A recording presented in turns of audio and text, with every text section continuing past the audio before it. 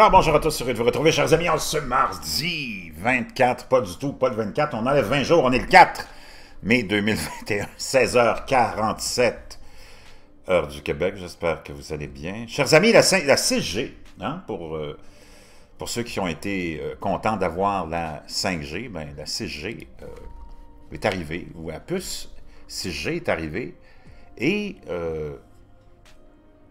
l'hécatombe annoncée par la... comment dire, la communauté conspirationniste, hein, avec la 5G et tous les problèmes de santé reliés à ça, c'est jamais arrivé. Parce que il n'y a rien d'établi. Et la 5G a fait son bonhomme de chemin, c'est rendu partout, ou presque maintenant, hein, on s'en va. Ceux qui ne sont pas à la 5G sont un petit peu en retard. Et là, on est déjà rendu, nous apprend, on va aller voir ça, c'est le Daily Star, que la nouvelle puce 6G pourrait télécharger. Et oui, un film de Netflix, en moins d'un clin d'œil, la puce de nouvelle génération est à des décennies de transmettre des données plus de 30 fois plus rapidement que l'Internet 5G, permettant de télécharger des centaines de films en une seconde. On ne peut pas arrêter le progrès, que voulez-vous. Une nouvelle micropuce qui est revendiquée donnera aux drones et aux voitures autonomes un accès à l'Internet mobile 6G et au-delà. La nouvelle puce, ou la puce de nouvelle génération, peut transmettre des données plus de 30 fois plus rapidement que l'Internet 5G, la plus avancée aujourd'hui, ont déclaré des scientifiques. Ils pensent que sa connexion est si rapide qu'elle peut télécharger un film Netflix en moins d'un clin d'œil à un incroyable 1000 gigabits par seconde. Et les experts disent que cela pourrait permettre aux robots de se connecter à des super ordinateurs d'intelligence artificielle via la 6G, d'effectuer des tâches uniquement vues dans la science-fiction.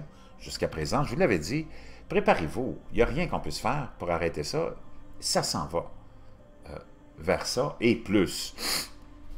Le professeur Tadeo Nagatsuma de l'Université d'Osaka a déclaré « Le nouveau multiplexeur peut être produit en série, tout comme les puces informatiques, mais beaucoup plus simple. Une pénétration du marché à grande échelle est donc possible. Une nouvelle puce permettant aux drones et aux voitures autonomes d'accéder à l'Internet mobile 6G et au-delà a été développé. Cela permettrait à des applications en 6G et au-delà, ainsi que l'Internet des objets, des communications à faible probabilité d'interception entre des avions compacts tels que des drones autonomes. Il y a de grands espoirs pour que la technologie 5G révolutionne nos vies en permettant à pratiquement tous les appareils électriques de se connecter à Internet. Mais même cela a des limites et les chercheurs disent que la 6G est à des décennies de permettre aux voitures autonomes de voir à travers les murs et dans les coins la précision de suivi de GPS ou de type GPS réduite à 1 cm près. Imaginez-vous. La nouvelle micropuce a été développée par des chercheurs de l'Université d'Osaka au Japon et de l'Université Adélaïde en Australie.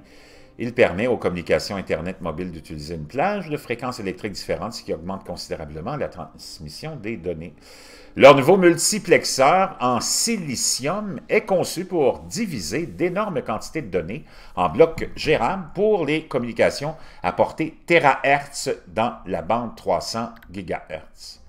Donc, ça continue. Vous irez lire ça, c'est fascinant. On n'a pas...